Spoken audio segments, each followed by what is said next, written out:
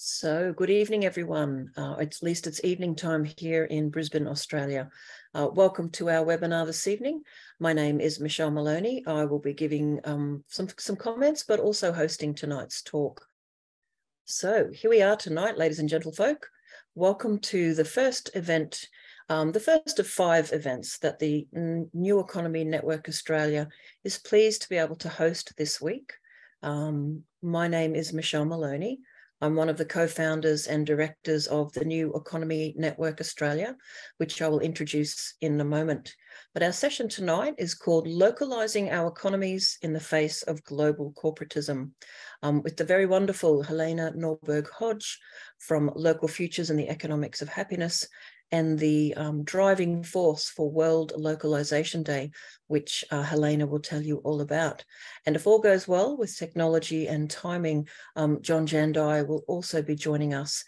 However, if he's not able to join us, Helena has worked with him and is very familiar with the work that he's been doing.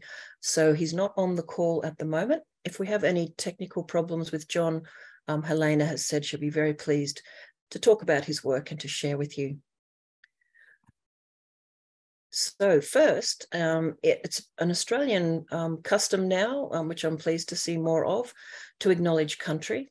If anyone's on this call and you're not Australian, Australia was colonised by the British Empire in 1788, and the colonisers basically took over a continent that was completely covered with different kinds of entities, such as tribes, groups, clans, basically the equivalent of local councils across the continent, and all of the continent was looked after and managed by different groups. So I live, work and play on the traditional lands of the Gubbi Gubbi and Jinnaburra traditional custodians. I'd like to acknowledge the First Peoples of the entire continent, particularly of the place that I live, work and play, as I said, and I'd like to acknowledge the remarkable governance system that the First Peoples have had since time immemorial, caring for country and caring for each other. And in Australia, when we say caring for country, we don't mean traditional nation states. It's an English word that incorporates the spiritual and moral entity that is the land, and that the land is more than just what we see in material terms. It contains ancestors and spiritual beings, as well as the very moral entity that we have been born from. So caring for country is an English way of trying to describe a really important element of relationship with place. And as is becoming a bit of a Zoom tradition, I would invite anyone who's in Australia or in other places, if you'd like to pop into the Zoom whose country you're on, that would be lovely. I normally show a map, the Aboriginal map of Australia, but I failed to put that in my slides tonight. I might dig that up later while Helena's talking. One thing I did want to do was briefly introduce the groups that are part of Australia's contribution to World Localization Day. So the New Economy Network Australia, our other organisation, the Australian Earth Laws Alliance, and of course I'll let Helena talk about Local Futures, the Economics of Happiness, and the why, the why and the where and the how that World Localization Day is occurring. So I'm actually going to stop sharing about now and introduce Helena, who I know is somewhere in the background with mute and video off. So Helena, if you are there, it would be great if you could join us now. I am here. Hello, how are you? Hello. I thought your introduction would be a bit longer, but I am here. So you can go ahead and introduce me. Oh, well, I already have, Helena. I've introduced you as, okay. Yep, the co-founder of Local Futures and Economics of Happiness and World Localization Day. If you'd like to say a bit more about yourself, I thought that might be part of the talk. All right, I will do so. Just 1 second. So Helena will chat with you for about 20 minutes. And if Jon Jandai isn't able to join us, it'll then come back to the two of us to talk about the topic this evening around, I'm just looking, and he doesn't appear to have joined us yet, talk around the challenging task of localizing our economies in the face of global corporatism. So over to you, Helena. Thank you so much. I'm glad you're there. I would have been a solo act tonight. It could have been short and sweet. Yeah. Well, so I'm, as Michelle said, I am director of Local Futures, and we made a film called The Economics of Happiness. And before that, I had written a book called Ancient Futures, and we made a film by that name too. And that was based on my eye-opening experiences in Ladakh, or Little Tibet. And that's really everything I'm about. It just is like my Bible. I go back to this ancient culture, which I came to know in the mid-70s. I was asked to go out there to help make a film. I was a linguist. I learned to speak the language fluently and had this enormous, enormous privilege to live with people who hadn't been colonized and who hadn't been developed and who hadn't even been made to feel inferior because of Christian missionaries. So that is what informed my work from the mid-70s. And what I saw was that this area that had been closed off from the outside world, suddenly as it opened up, I witnessed step by step, almost like a scientific experiment, the impact of a globalized economy where governments were subsidizing trade and transport and making it possible for products that had been literally transported for weeks to come in to the local economy and sell for half the price of local product. This opened my eyes to this battle between the global economy and the local economy. And that led to essentially ongoing projects, books, films, everything we could do to try to get the word out about the need to strengthen local economies worldwide and what that entails. And it entails everything. Basically, we have seen that literally everything under the sun itself virtually, is affected by a globalized economic system, which all around the world is imposing monoculture, a human monoculture, global consumer monoculture, and biological monocultures. So it is deadly. Monoculture is anti-life. A principle of life is diversity, and an infinite diversity. We must remind ourselves that every cell in our bodies, every cell in every leaf out there, every cell in every earthworm is unique and changing. This reality, the truth of that diversity, which is an ever-changing, interdependent dance, which we adapted to. That's how we were able to evolve in deep adaptation to that complex dance of life. What has happened with the modern economy is that we progressively, in the name of progress, have moved away from that. What's happened is a collective hubris, because we have, as a collective, and I actually shouldn't say we, I do need to really say they, because this sort of enterprise of taking humanity away from nature, away from adaptation, did start with force. It started already a bit with Christianity, helping European traders across the world. And then through enclosures, genocide, slavery, people were forced away from producing a range of things for their needs in their region, forced into specialized production and activity to suit global traders.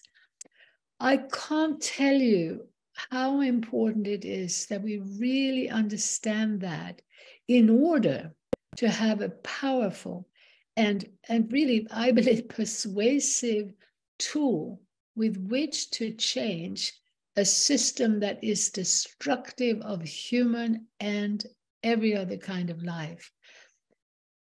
I believe that this debate between left and right has not been able to take into account the fundamental principles of life, It has not been born of an understanding of indigenous culture.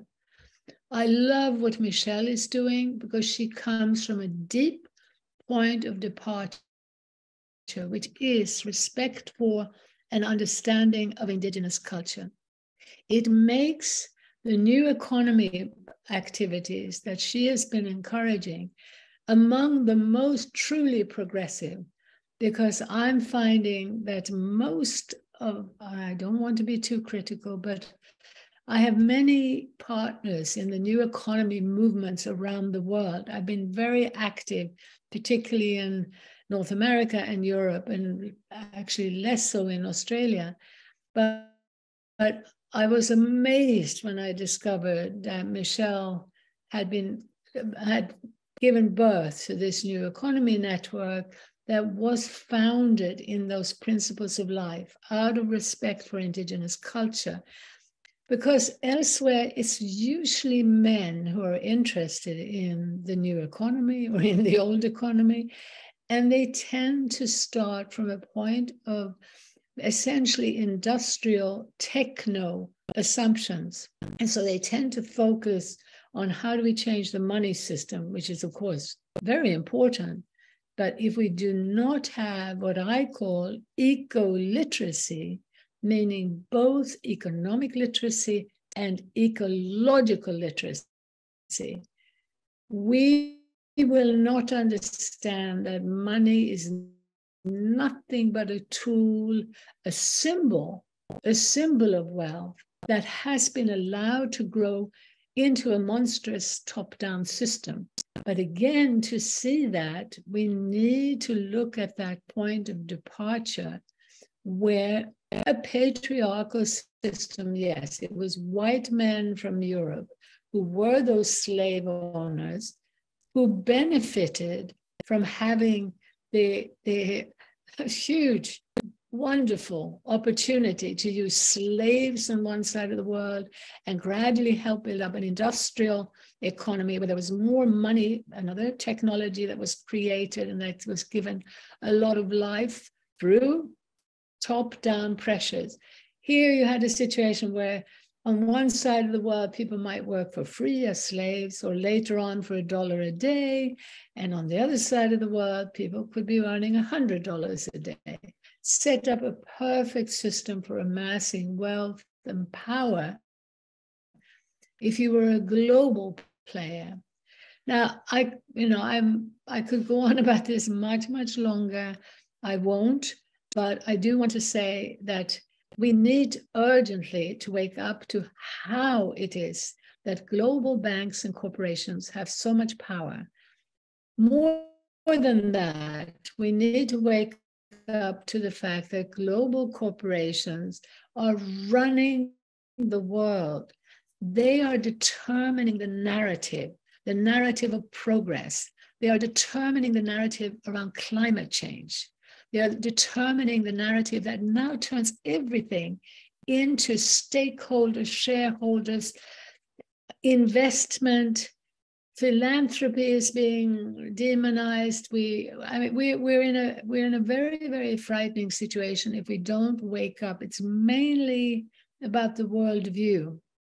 What I have found is that there are very few activists who tend to look at the global system.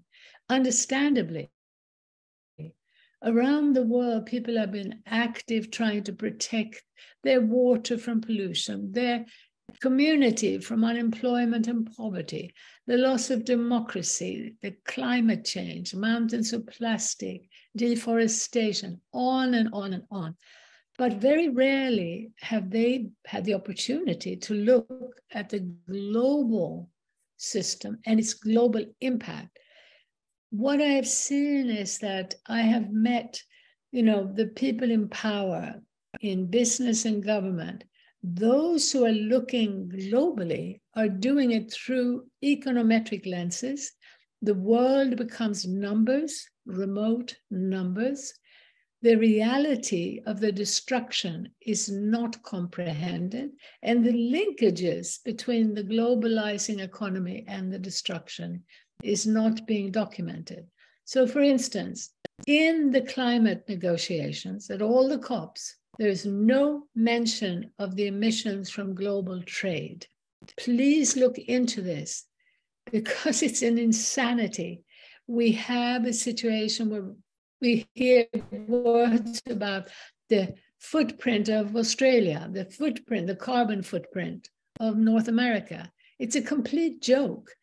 If we don't look at what's being produced in China, transported across the world, and very often sent back and forth, because you'll send fish from Australia, from Norway, from America to China to be deboned and then sent back again.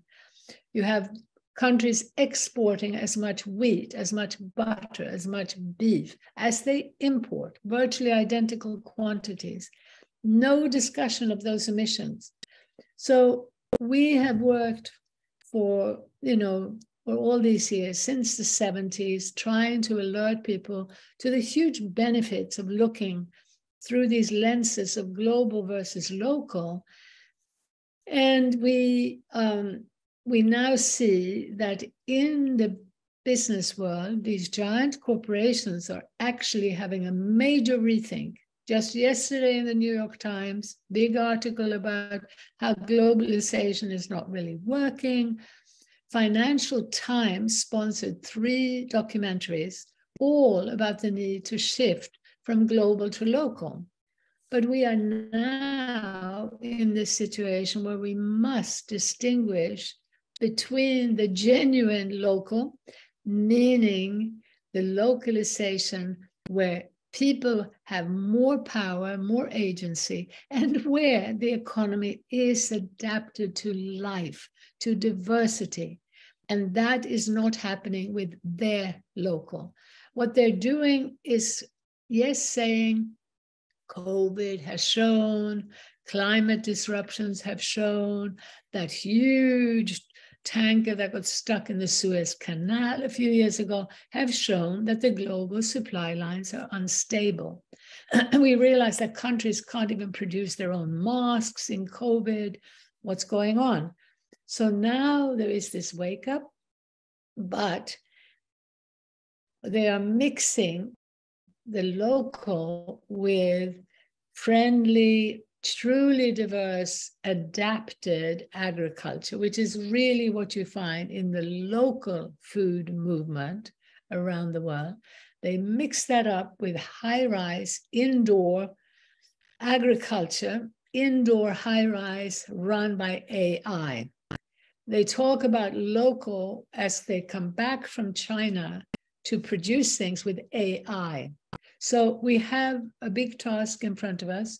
And we need to also realize that the way that corporations got so much power was through trade treaties. Treaties made after the Second World War, when the World Bank and the IMF was set up, there was also a process of trade treaties at the Bretton Woods institutions. They were called the GATT, the General Agreement on Tariffs and Trade. A lot of good intention went into supporting this so-called free trade because people believed that to avoid another world war, to avoid another depression, we needed to integrate all economic activity. Well, the integration turned out rolling out the red carpet for the Coca-Colas, the DuPonts, the Unilevers, and destroying more adapted businesses, businesses that respected cultural and biological diversity, and especially that understood this principle of life, diversity. So what I'm saying is that there's no blame here. This is no longer a patriarchal system. White men are not the enemy. We must move away from a politics of identity. We do not need, and it will not help, to point the finger at individual corporations, at individual groups, at individual countries.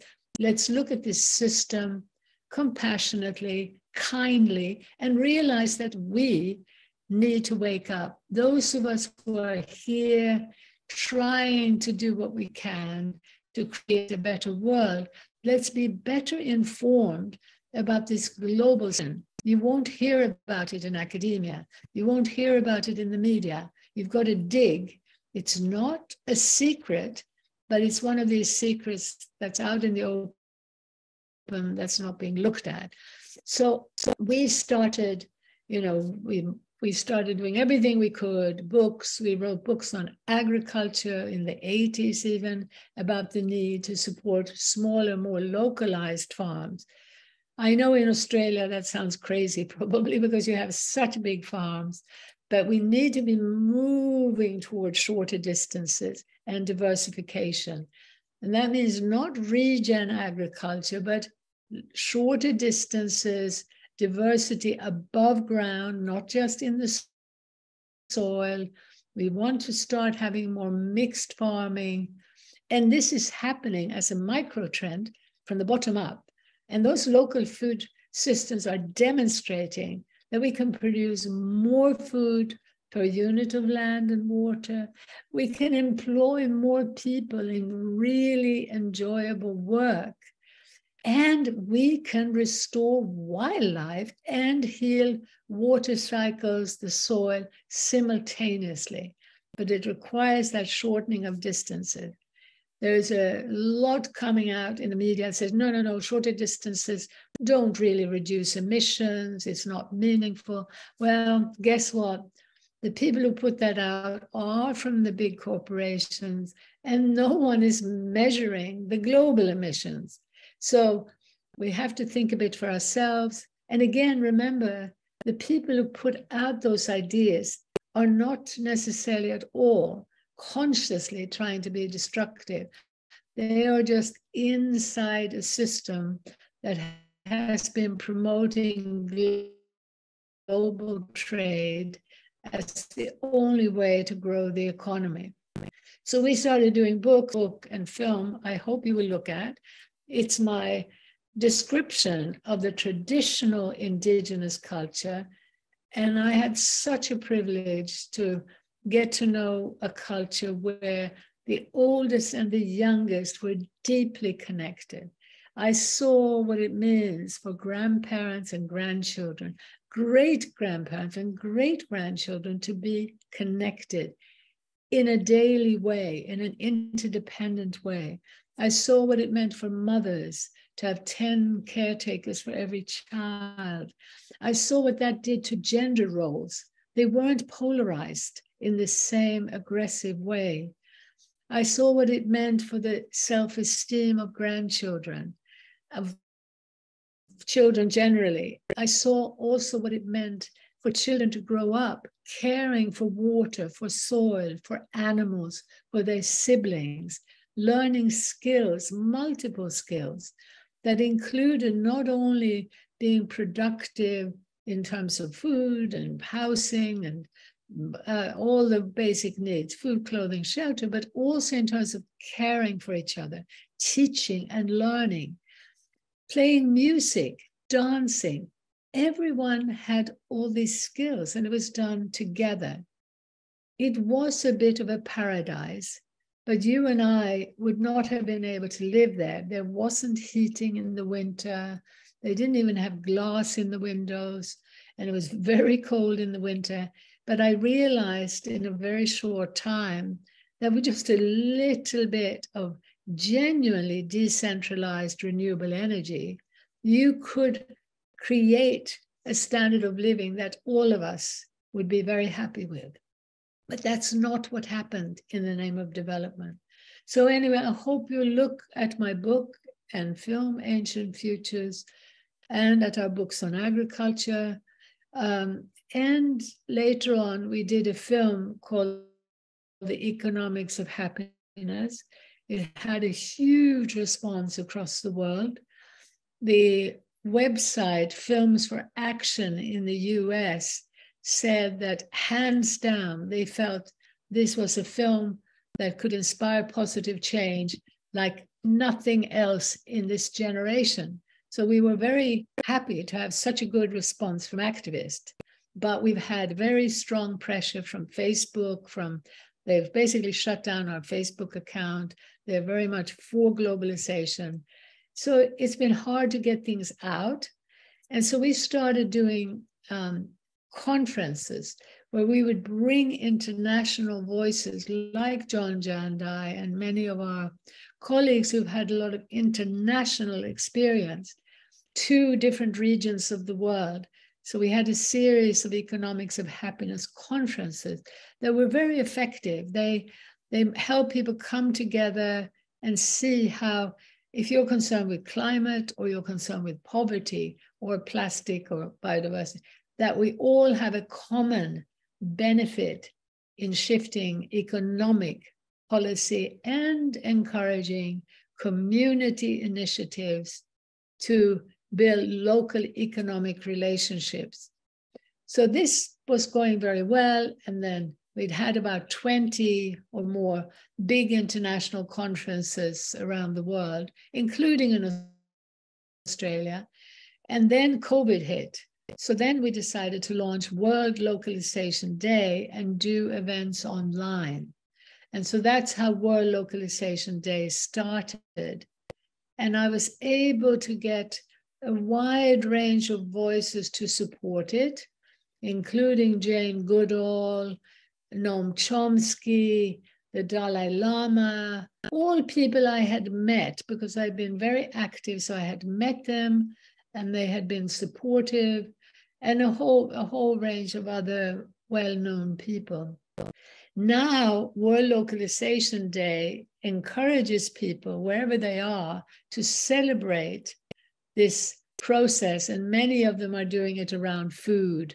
They'll have a local food feast and help to raise awareness about the multiple benefits of shortening distances.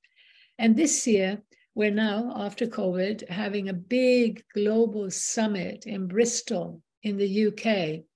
And we're working with the former mayor of the city. It's a city of about 500,000 people. And George, our friend who has spoken at some of our conferences in Japan and the US and Korea as well, he is helping to create this big event where we'll have a week long of things happening to celebrate localization, and then a 3-day summit where we have 80 speakers from around the world. I hope you will sign up for that. We have streaming, we will have streaming. Some people are buying tickets to come from Brazil, from Iceland, from the US. So there's a lot of interest. Anyway, I better stop there. There's a lot more to say, but I think I've been going on longer than we wanted me to. Isn't that right, Michelle? No, that's totally fine, Helena. Thank you so much for that overview. And we'll come back and discuss some of the events and happenings around Localization Day.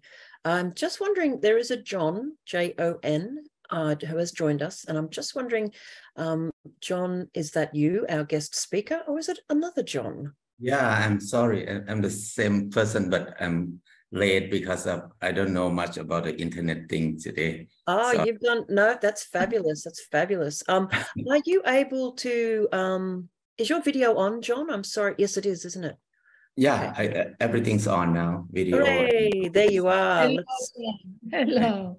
We'll bring you in. So, yeah, thank you so much, Jon. It's lovely to have you join us. So I'm Michelle Maloney. I'm one of the other speakers and the co-host tonight. But I hope that you were able to catch some of Helena's talk. She's been setting the scene for why the work she has been doing is so important in really asking questions and challenging some of the globalized structures and powers that control many of our world resources. So are you comfortable, Jon, if we hand over to you? I'm not sure what time you came in. I don't want to throw it at you if you just settled in. Yeah, I can start about what we are doing here. Yeah, that would be lovely. Thank you so much. Yeah. I'd also like to mention that Jon will be with us in Bristol, which we're so happy about. Thank you so much. Such important work that you're doing. That's wonderful. Thank you, Jon. And Helena, I'll turn your spotlight and my spotlight off. Yes, there we go. So over to you, Jon. Thank you so much. Thank you so much for organizing this.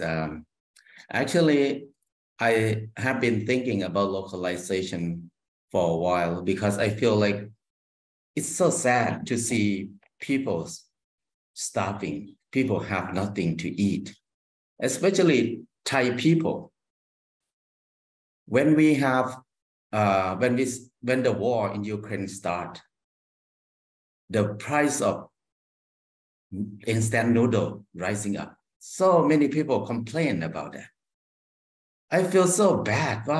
Why we have to be hungry in the middle of food? We have so many food around us, but why we suffer because of the price of the wheat rising up? That's because of we were trained to rely on the globalization system. We were trained to eat instant noodle. Even we have more than 200 varieties of rice everywhere. So this is one thing I feel like it's very dangerous for our humankind to rely on the big system like this, because they train us to rely on them in almost everything. When something happens, we cannot do anything with it. We just wait for them to help us. We become handicapped, even we are very normal. So this picture, it tells me about, we need to think about self-reliant more. Self-reliant is the base of every life.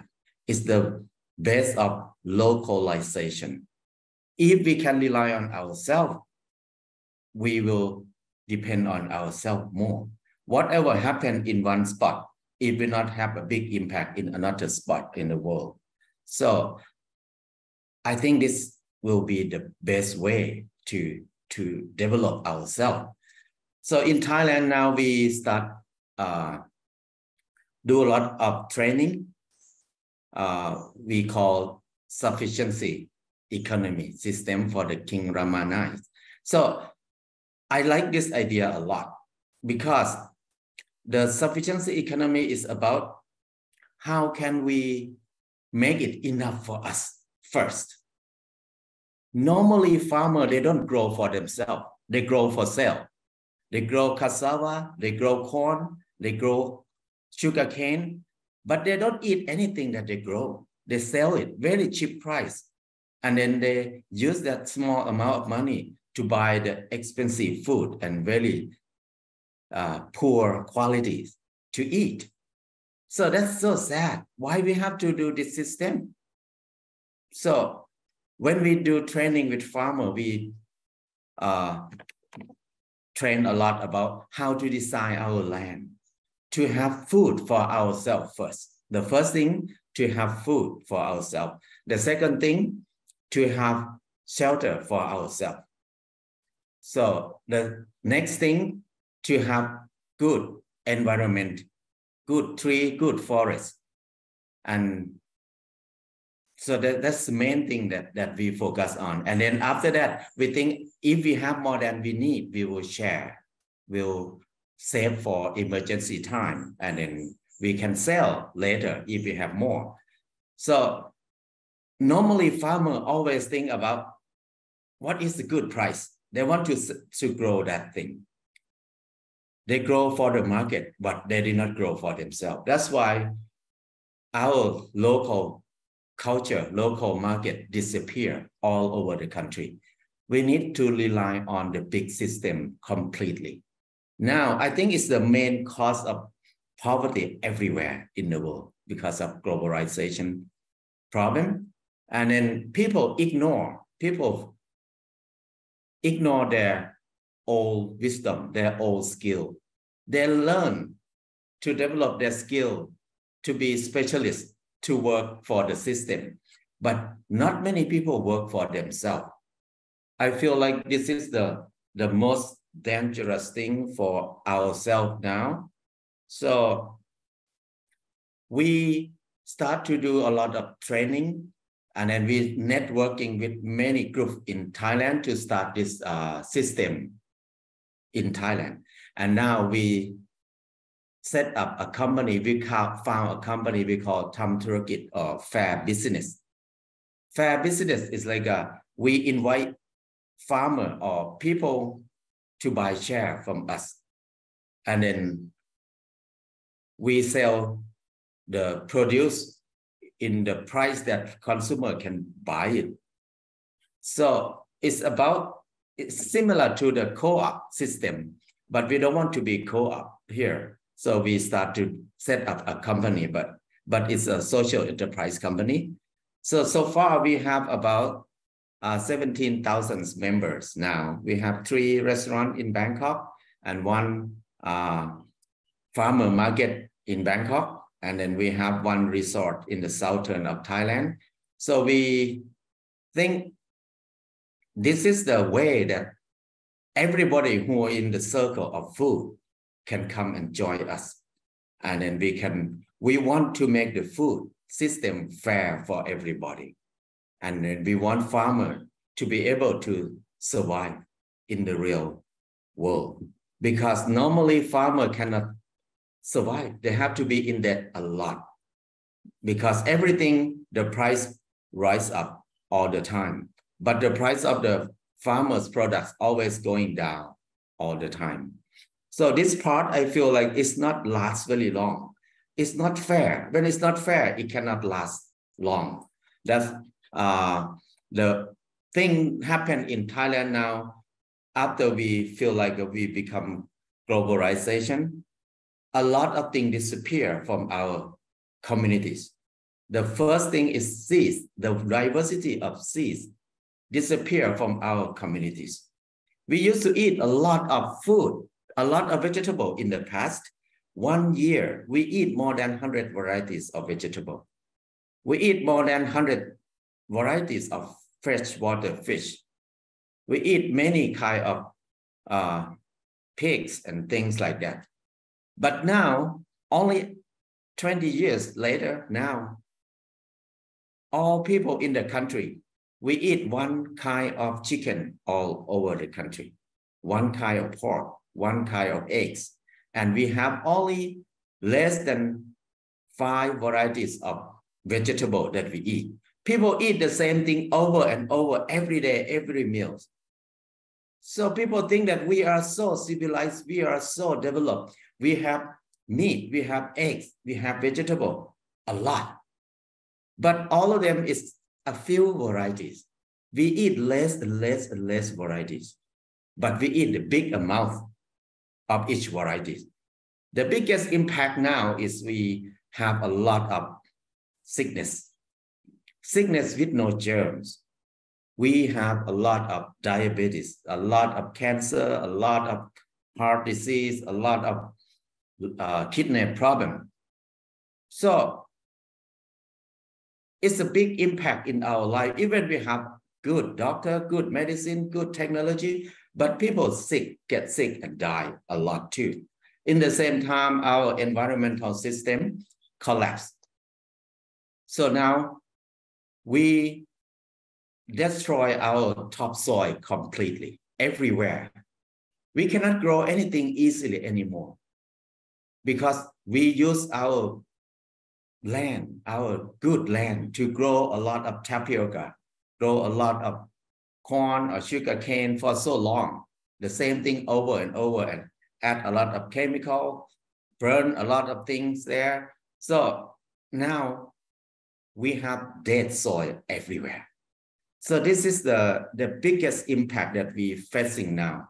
People cannot do farming easily anymore. They need to invest more and more and more money.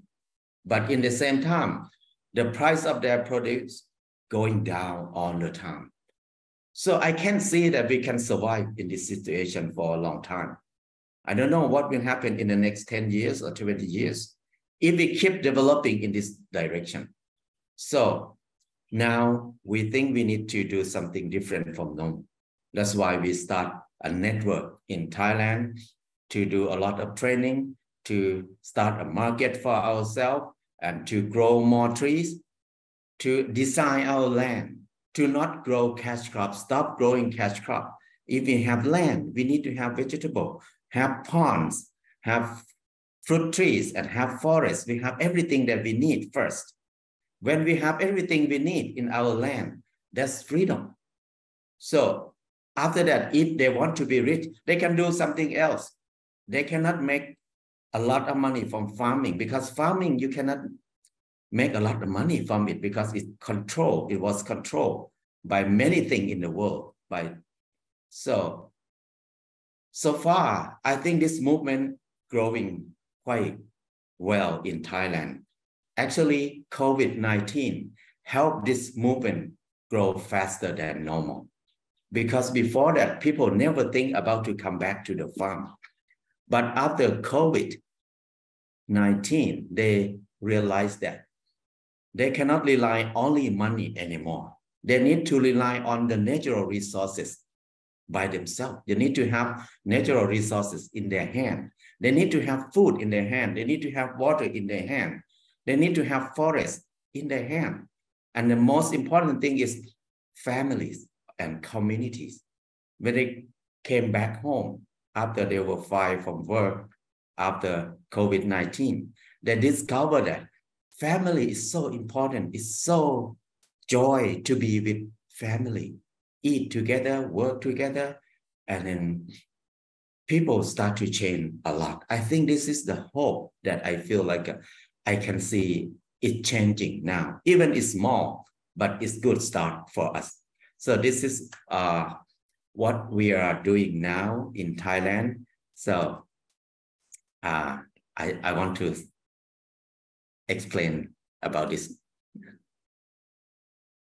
Thank you. Are you happy to finish your talk now? Yeah, I read that. I don't know the time. I read it in too long.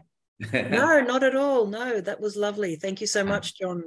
Well, what we might do now, I'm going to run through some thoughts, things that have made us think about why the New Economy Network Australia was created and what we're doing in Australia to promote different ways of thinking about the economy. But don't go away, Jon. What we'll do then is I'll try to be pretty quick, maybe only 10 minutes, and then we'll open up for a bit of a conversation. We might start chatting about what you're working on now that makes you happy and excited. But yeah, we'll do that in a moment. So thank you so much for sharing. Please don't leave us yet. I will put the spotlight off you so you can relax for a moment. But thank you so much, Jon. I'm looking forward to finding out more about particular projects you're doing and what you and Helena have been doing. All right. Thank you so much. As you can see, although I'm in Queensland, I'm a little bit rugged up tonight. So I hope everyone in Australia is staying warm right now. What I'd like to do, if it's okay, is just, as I said, share a few thoughts with you all about what we've been up to. But we'll start with a definition of localization, and I'll just make sure I'm pressing the right buttons. It's been a really long day, so my brain's not quite as crispy as it usually is. There we go. So this is actually taken from Helena and Local Future's wonderful localization, World Localization Day webinar. So for those who are new to the concept, I thought I would just read this out. It's from their website. So what is localization? It's about bringing the economy home, back to a human scale. It's the process of building economic structures that allow the goods and services that a community needs to be produced locally and regionally wherever possible. Localizing economies can strengthen community cohesion and lead to greater human health and material well-being while reducing pollution and the degradation of the natural world. It's not about isolationism or stopping international trade, but more about rebuilding human-scale economic structures. And then it goes on, and I'll talk a bit about some of these examples that we are really excited about seeing happening in Australia too, from community gardens to credit unions, from alternative learning spaces to small business alliances and co-ops. Local economies create networks of place-based relationships that affirm our human desire for connection to each other and to the earth. But before I go on to talk about some of the things that NENA, the New Economy Network Australia, is excited about in terms of our future, let's just take a moment to reflect on corporations themselves. So first I'll ask you all to have a think about this picture. And I showed this picture to the New Economy short course recently and said, what is this? And a few folks knew what it was. And it's just to highlight what businesses are and how we provide services to each other. This is an example of 2,500-year-old takeaway shop. This is actually from Herculaneum, which is near Pompeii. Both of those ancient Roman cities were unfortunately devastated when the Vesuvius volcano erupted. But a lot of people aren't familiar with this image, and what it is literally a takeaway shop. So people could walk down the street, grab something to eat, and off they'd go. And this business was owned by individuals or families. Businesses are very old, much older than the Roman Empire, as we know. But just a reminder that talking about corporations probably requires us to put a bit of context around how human beings serve each other, sell stuff, make a bit of money, trade, provide the kinds of things that we all want in our community. But this, 2,000 years ago, was a business. It wasn't a corporation. In my cultural history, pre-colonial days, the Europeans had many different ways of creating wealth and creating businesses. Here's an example. Lots of very powerful guilds in Europe and in London. Many of them were wealthy. They were big, rich families, etc. But again, they were not corporations. So what the heck is a corporation? And why are corporations as a mode of organizing quite problematic for a lot of local economies? So let's do a quick history lesson. So typically people point to the origins of corporations as being the British East India Company, and then later, not very much later, a few years later, the Dutch East India Company. So it was founded in 1600. So if ever you hear people bemoaning globalized corporations and their control, they're not a new phenomenon. They're not a 20th century phenomenon. They've been around for some time, but they have been particularly prevalent in the last 150 years. What's interesting about the British East India Company, it was created with the full blessing of the British government and monarchy, and they worked hand in hand in many ways. And the thing to realize is that this particular corporation played a huge role in the colonization and decimation of many parts of India. So the relationship of power between those that were in power in government and the monarchy and corporations, which represented elite investment in corporations, it's been entwined a lot. And in a minute, I'll give an example of how the existence of corporations was very present in the invasion and so-called settlement of Australia. But so corporations are a particular kind of organizing. Why is that important? This is a great reference, and I'm just going to read the quote in yellow. So the world's first, well, the first bit and then the bit in yellow, the world's first real corporations, the Dutch and English East India Companies and the West India Companies, were hardly the first big business partnerships. Partnerships and other entities, family businesses had existed for some time, but they were new in several ways. And it's these qualities that continue to make corporations formidable. They were anonymous, meaning the partners didn't have to know each other. They had separate ownership from control. So elected directors made decisions while most investors did not. And very, very importantly, they were permanent. So these new companies were a permanent entity. In contrast, previous to the creation of these corporations, many entities came together, but they had a planned date for the dissolution. So they were created. And think about corporations as lots of different people throwing money into one bucket so that that bigger bucket can be used for trade, and particularly in these days, to go to different countries and to trade and or steal different things. The most important thing is that they could suddenly build up their capital over many years instead of distributing the whole lot back to everybody and closing down. And this little article or this piece points out that although it was a clever innovation, this big corporate structure, most people didn't need that much money. So most of the time, most businesses were still running the way they always had, family businesses or partnerships, people coming together for a bit of to run a business. But after the Industrial Revolution, and particularly the railway boom, that's when they point to the fact that corporations were created more and more and more to bring more capital together and more money together. Again, so what? What's with this crazy history lesson? Well, As the British moved and dominated many countries around the world, so too did other European powers. They colonized most of the planet with their concepts and their ideas. And the idea of a corporation, their idea of what an economy is, and a move away from localized economies and a much greater emphasis on globalizing, even at the times of pre-modern technology, these ideas became very common, very prevalent. And just quickly, for anyone who is an Australian on our call tonight, when the Australian continent was claimed by the British Empire, they planted on the land their own ideas about what an economy is, and a very, very hierarchical society.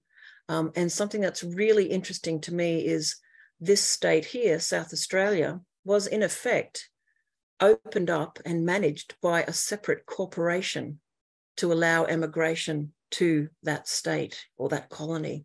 So the role of corporations is bound up in the white history of this continent.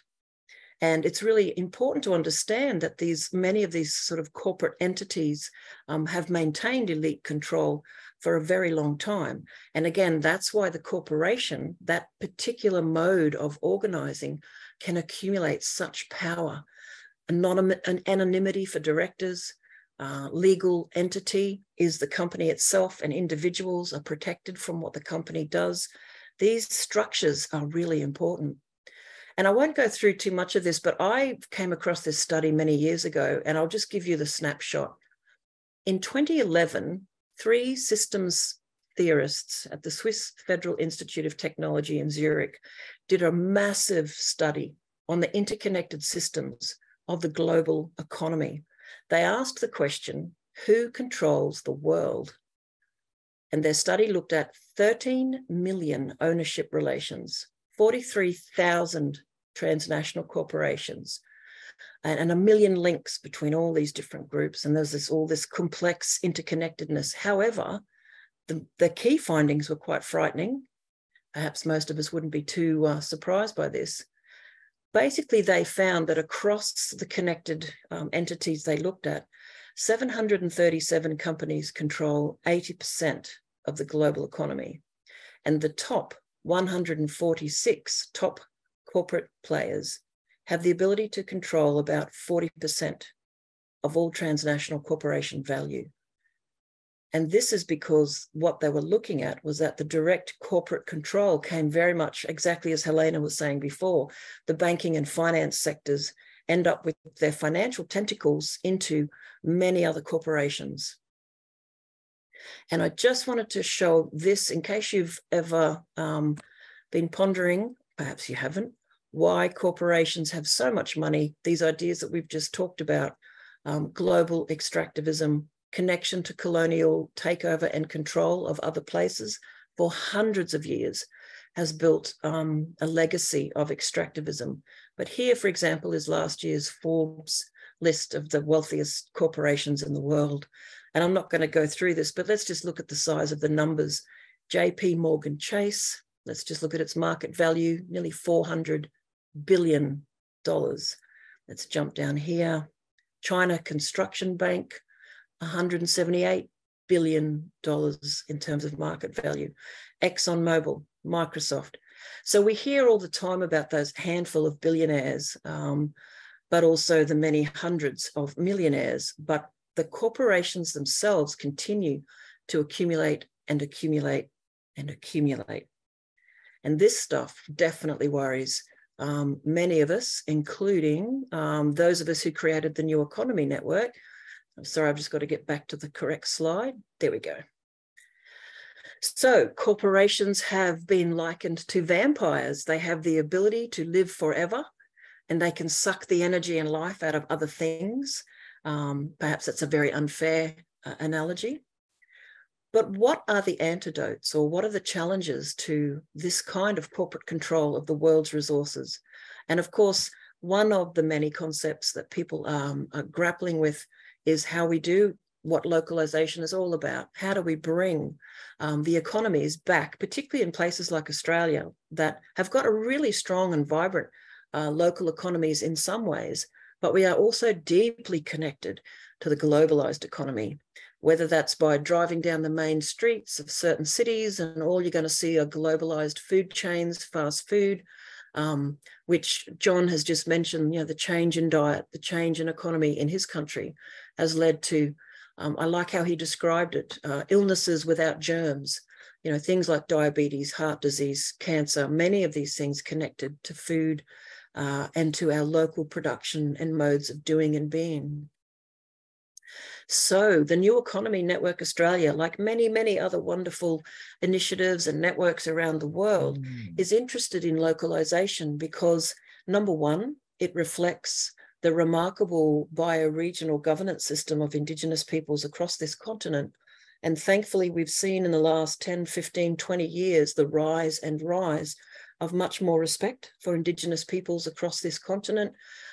Their culture, their local initiatives have never gone away, but they've got a lot more support from non-Indigenous people to build their own caring for country, ecological restoration, businesses, social care, etc. So that kind of localization is pretty wonderful. And I should mention on Friday this week at lunchtime, Indigenous elder Mary Graham and myself will be having a conversation about why in Australia the Indigenous culture and practices around the relationist ethos give us some of the best examples in the world for how localization can exist.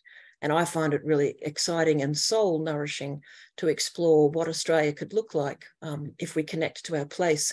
And localization means much more than just people interacting, but our embeddedness in place, our love of country, our love of plants and animals, and how we can have a flourishing human society patterned into the landscape in a more healthy way. So community initiatives, there are so many, and we'll be discussing some of the food initiatives on Wednesday in our localization webinar with Nick Rose and Henry Coleman from Local Futures and a couple of other folks. Local energy, very exciting to see, even in places like Australia that are still dominated by coal and centralized provision of electricity through a big grid powered by coal. We are seeing more and more ideas around community energy, where people can aggregate their purchases and eventually aim to generate the power they need for their place. And social enterprises, of course, for social purposes. They've been around for a very long time and are a very exciting way to support people in lots of different ways. And of course, local economy, when we challenge the notion of economy, also means the phenomenal number of volunteers who are out there all the time with land care, doing the weeding, looking after the creeks, planting the plants, looking after wildlife. These are what community economy folks would say is under the bottom of the iceberg. We see the top of the economy as the money economy, but society is run through the care economy, looking after each other, volunteering, supporting one another. And these are very much the localization of our societies. So this is the map of Aboriginal Australia that I should have shown at the beginning of my talk.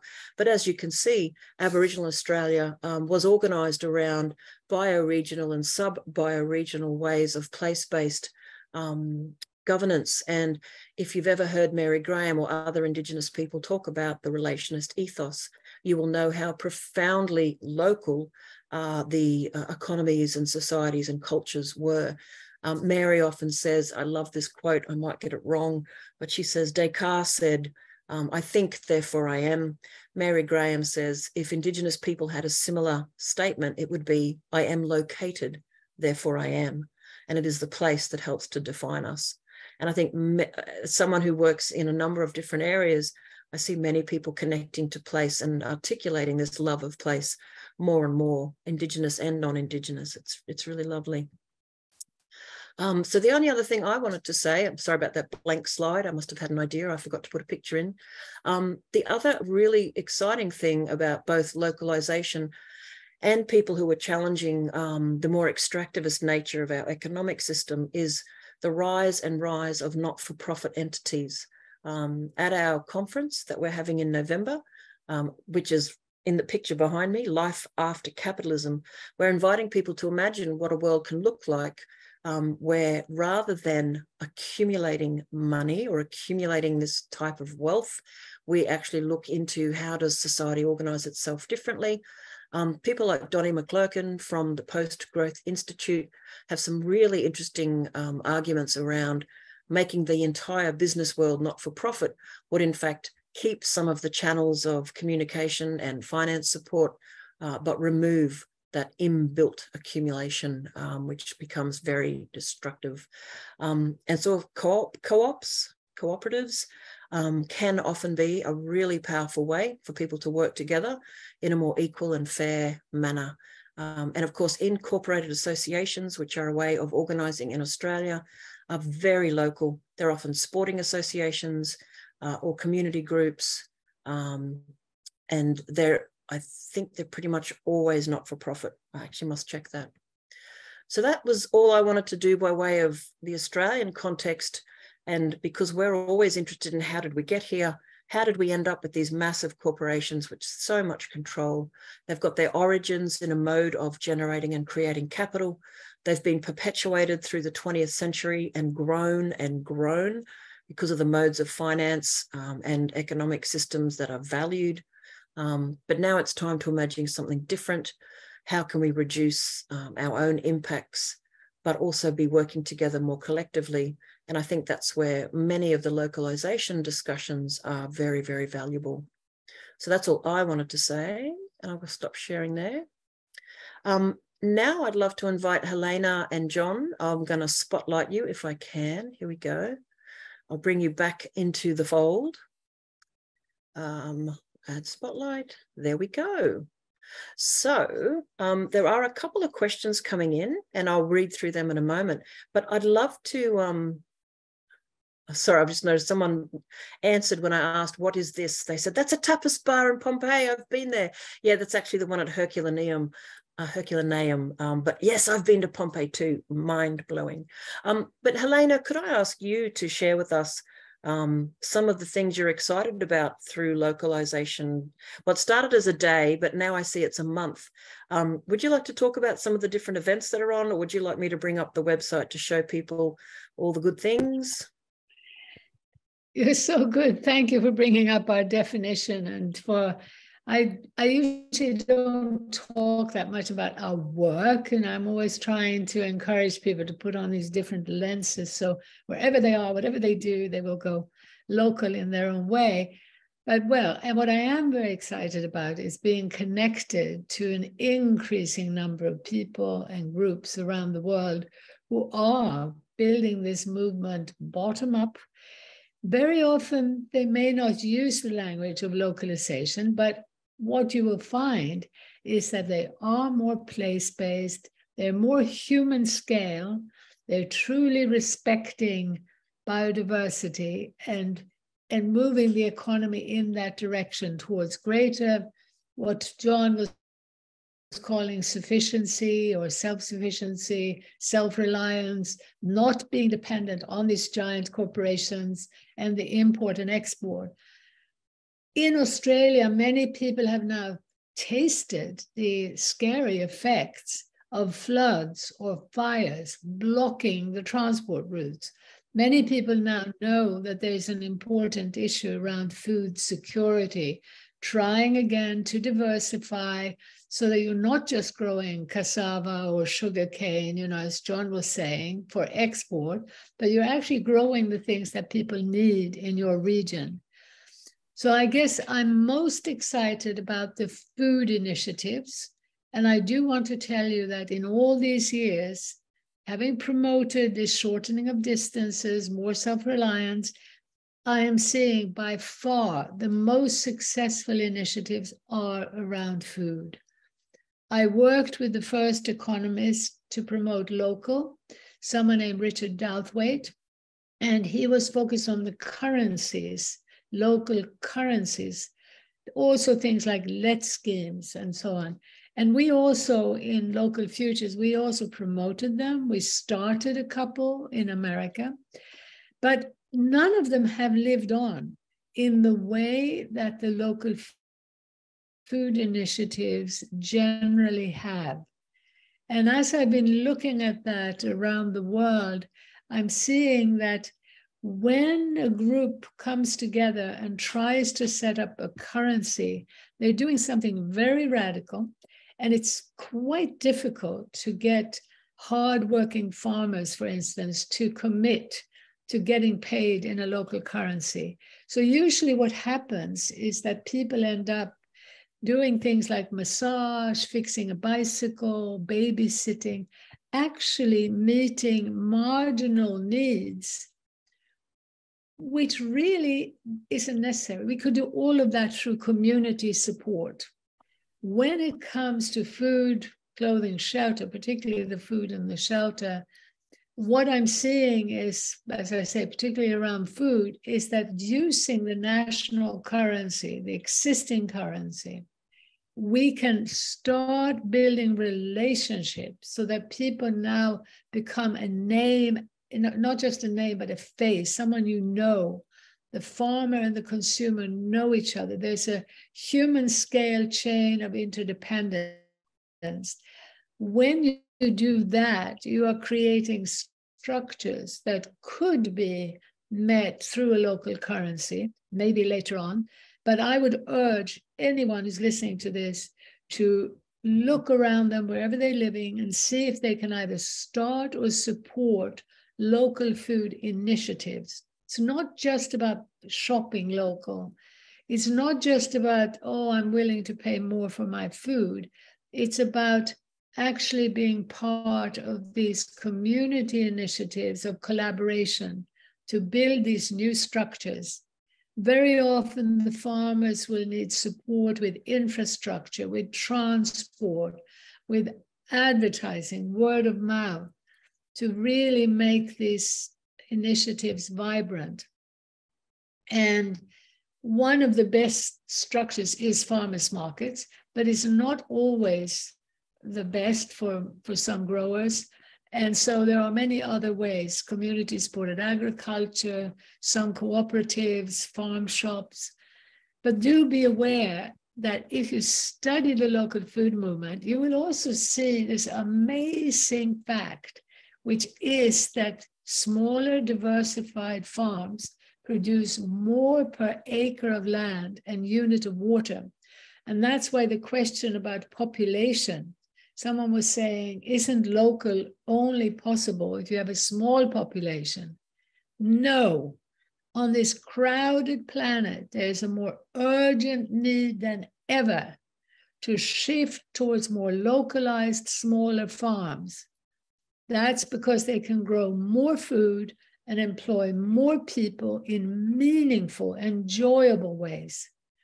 We have lots of evidence to show you that the people who get engaged in these community local food initiatives, we can show you torture victims, hardened prisoners, depressed people, healing psychologically, spiritually, because of their connection to others and to the land. And Jon, I remember you talking in World Localization Day last year about the number of people leaving the city who have been in front of the computer, who have been in that lonely techno world, and who are now wanting to reconnect. As thank you very much, Michelle, for reading out that last part of our definition, that localization answers our deep human need for connection to others and to nature, the rest of life. We have so much evidence now about the healing through nature connection. What we're seeing is that when people, beyond connecting to the wilderness, which is absolutely healing and wonderful, when they connect around being productive, there's an added dimension. They're suddenly engaged in doing something that everyone needs, that is a really useful, glorious product that we can celebrate. Most cultures around the world have always celebrated around festivities, around food. And so it's a win-win-win that we need to start understanding and promoting, because we have corporate pressures, not bad people, but these corporations as entities that Michelle was describing that push in the opposite direction. That's their very raison d'etre of growing. This is what they do. They try to destroy competitors, and the small and the local is highly threatening, amazingly. So, yeah, I also just wanted to say, Jon, that I would worry about your initiative becoming too big. And I wanted to tell you, Michelle was asking me about initiatives I'm happy about around the world. We've been doing a lot of ongoing work in Korea and Japan. And in Japan, there's a group that I love. It's called PAL System. But what they are is a group in Tokyo that has become quite big and quite influential. But what they do is to provide the administration and the knowledge and dissemination of this important activity of linking farmers and consumers. So they link farmers and consumers across the country. They don't try themselves to become so big that they're involved in that transport or in that production. And I think some kind of model like that is the role that you could maybe play. I have seen in many countries local food initiatives grow and grow and become so big that they were actually, even though they were co-ops, they were competing with the big. They were not able to respect the diversity of place, either the human culture or the biological. So there is a vital importance about scale. And I do want to also urge all of you to look at Small is Beautiful. If you do not know that book or that economist, please look him up, E.F. Schumacher. It's the 50th anniversary of this very important book, Small is Beautiful. This year, 50th anniversary, which we will also be celebrating in Bristol. And his contribution was vital, but it's been buried. Young economists don't learn about it. Environmental activists don't hear about it because we've had this greater and greater influence of big corporations in the academic world and in the media. It's a very dangerous direction that big money pays for the big ideas. And you have to look carefully to get the real ecological and human wisdom that we need. What we're talking about with big scale, and even, Jon, if you get too big, however good your intentions are, you cannot respond to that diversity. So I just think if we could be very aware that big doing, big action leads to very narrow and limited thinking. What we need is small action linked to big thinking. We need the big picture. Don't be afraid of the big picture. Don't think because you know about corporations and trade and have a big picture that you need to do everything. No. Let's be very humble in our action. Let's be really, small and slow in our action. Right now, we have the opposite. The collective is that small thinking linked to giant scale enterprise is shaping the world.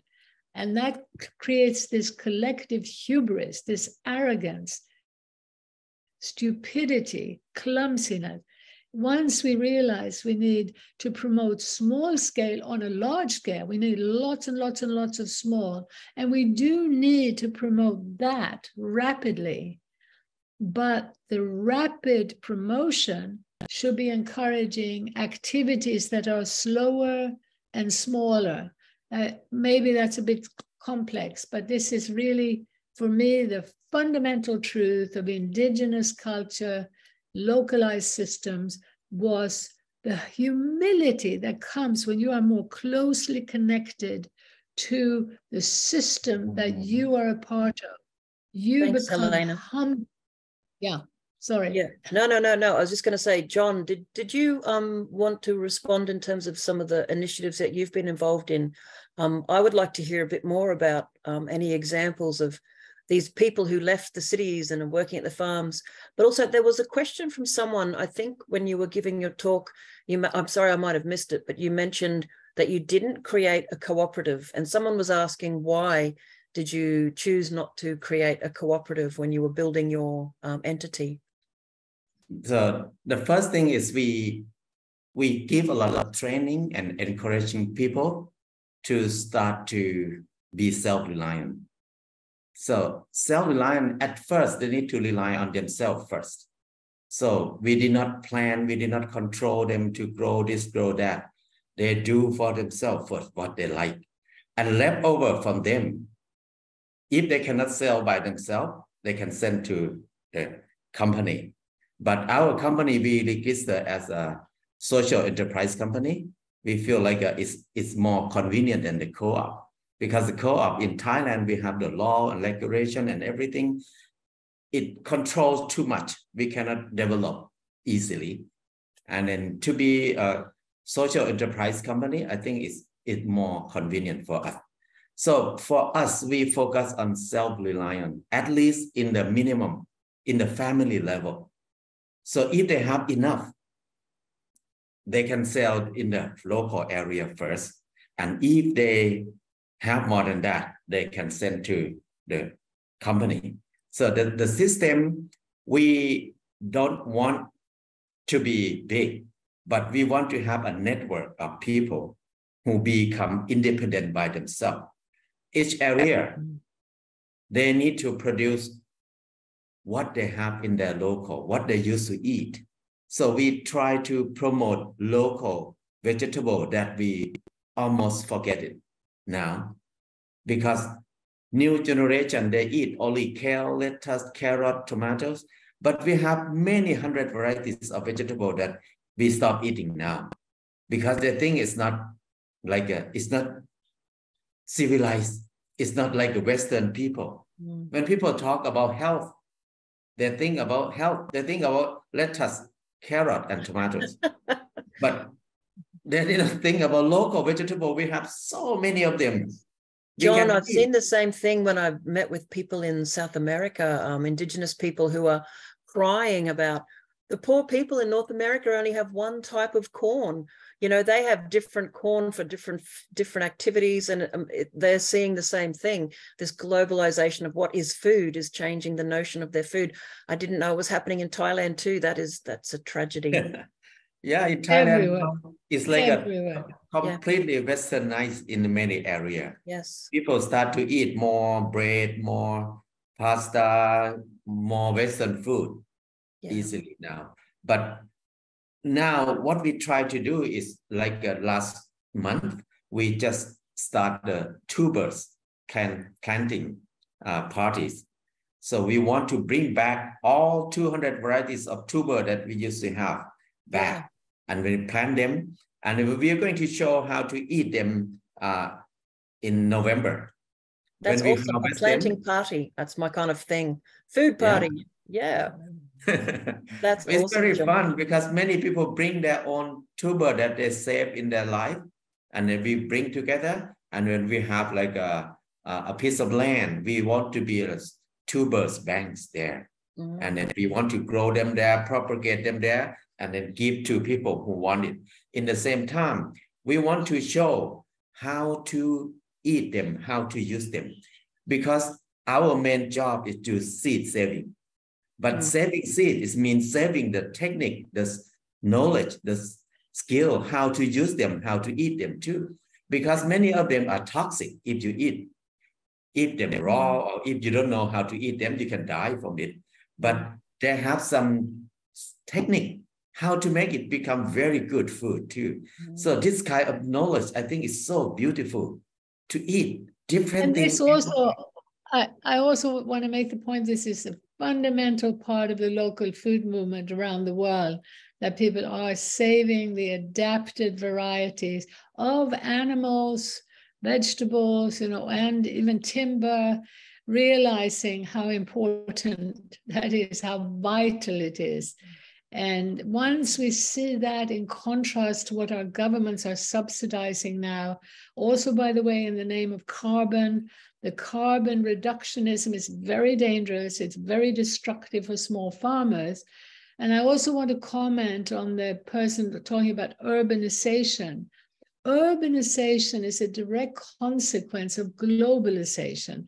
So governments, by promoting global trade and the power of global corporations, are at the same time promoting this mass exodus into the bigger and bigger cities.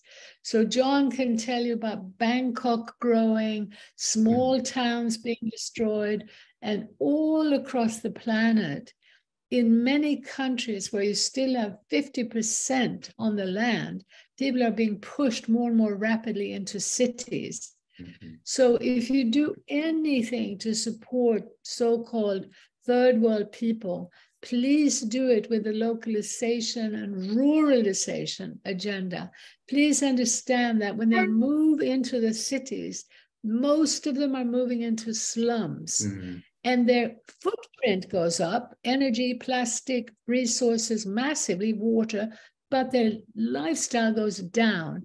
And Jon has also given talks about the emptiness and the loneliness and the breakdown of family in those cities. So urbanization is a massive problem. Don't support high-rise agriculture. Whatever you do, support small-scale agriculture around the city and urge simultaneously, let's have our voices heard. I call it big picture activism. The big picture, help to get it out while taking initiatives at the community level. There's a lot we can do at a human scale, but we also need to start having our voices heard so that we will see economic policy change. Thanks, Helena. We're actually just about out of time. There are a couple more questions about food. And could I please urge everyone to join our Aussie webinar at lunchtime on Wednesday, because we will be talking about food. Helena's right, the high urbanization of many communities, it's the biggest social trend of the last 150 years, people becoming more and more urbanized. But let's remember that nearly 90% of Australians live in urban and coastal regions, and food issues in Australia have to be very well thought through. And so I think people like Nick Rose and others will be able to speak to that. So I hope that you can join us. Before I say goodbye, I think I'm going to be cheeky and throw up an advert for, let me see if I can find it quickly. Yes, the rest of NENA's Localization Week includes 4 more events. Someone asked at the beginning of tonight's webinar, do you have to book separately for each one? Yes. Sorry, folks. In some of our other NENA weeks, like NENA Housing Week, because it's organized centrally, we have one link for the whole week, but this was put together with different speakers and different folks. So just quickly, tomorrow, we've got some wonderful speakers reflecting on projects and programs they've been running to look at local resilience after bushfires and floods in their communities. That's Tuesday, 12 noon. Wednesday, 12 noon, we have Localizing Our Food Systems. Lunchtime on Thursday, the awesome human beings who make up some of our NENA housing or human habitat group. And that's going to be connected to a big housing research group who are also joining. So join us for that chat. And then Friday, Mary Graham and I thought we would host a bit of a discussion about the things we're fascinated by, which are the way people organize themselves and governance systems generally, but in particular localization. And given that Aboriginal people built one of the oldest continuous localized societies and economies in the world, I think some of Mary's insights are pretty fantastic. So I'm going to stop sharing. But Jon and Helena, such an absolute delight to have you join us in our homes via the power of Zoom this evening. Really wish you all the best for the rest of your localization activities. There are more questions there, but folks, please do tune into other NENA events and shoot us some questions if you've got other questions for Jon and Helena. But thank you so much for joining us. Thank you. Well, thank you, So much. Michelle, also for putting together such a wonderful localization week. So impressive. how much you get done. And I hope everyone knows just how hard Michelle works and how much she accomplishes. She's a real, very, very rare powerhouse of a woman who's got both the mind and the deep wisdom to do this work. So thank you very much. Oh, you're very sweet, Helena. Thank you. Thank you, Jon, too. Thank you. Thank you. See you soon. Yeah, see you soon. Lovely. Thank you so much for your time, everyone. It's really lovely to spend the evening with you. We'll see you again soon.